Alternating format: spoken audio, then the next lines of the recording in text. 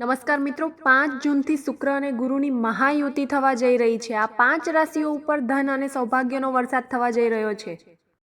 ગુરુવાર એટલે કે 5 જૂન 2025ના રોજ સવારે 7:58 વાગ્યે બે શુભ ગ્રહો શુક્ર અને ગુરુ એકબીજાથી 60 ડિગ્રીના અંતરે સ્થિત હશે.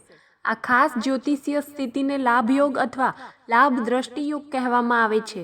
આ યોગ માત્ર સુંદરતા, વૈભવ અને જ્ઞાન સાથે સંકળાયેલ નથી, પરંતુ જીવનમાં સંતુલન, પ્રેમ અને નાણાકીય પ્રગતિ પણ લાવે છે.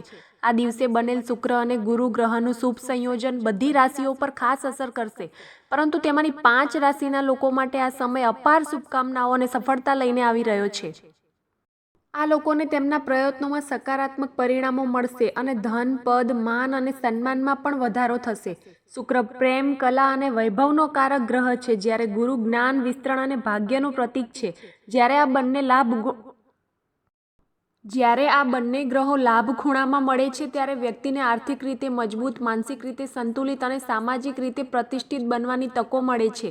ચાલો જાણીએ કે આ યોગ કઈ 5 ભાગ્યશાળી રાશિઓ પર સૌથી વધુ સકારાત્મક અસર કરશે.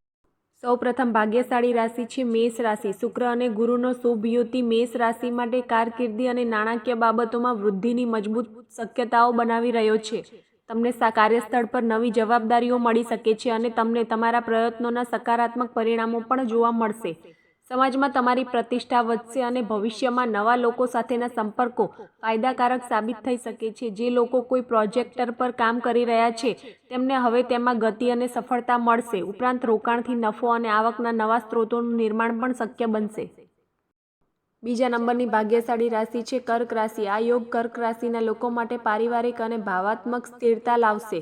શિક્ષણ, કલા અથવા સર્જનાત્મક ક્ષેત્રો સાથે સંકળાયેલા લોકો માટે ખાસ સફળતાના સંકેતો છે. તમને માતા-પિતા અથવા વરિષ્ઠ લોકોનો સહયોગ મળશે અને માનસિક શાંતિ પણ મળશે. ઘર અને પારિવારિક બાબતોમાં સુમેળ સ્થાપિત થશે.